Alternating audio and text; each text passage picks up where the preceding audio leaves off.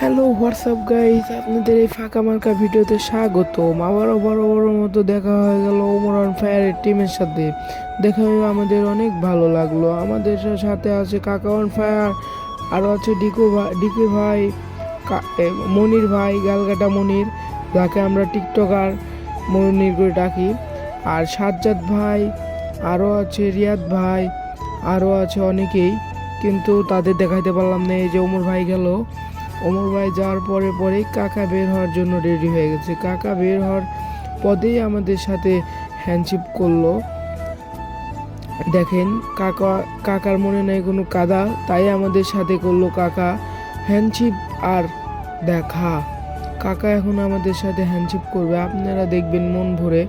এই যে কাকা এগিয়ে আসলো নেতার মতো, ওরাই আমি লীগের নেতা।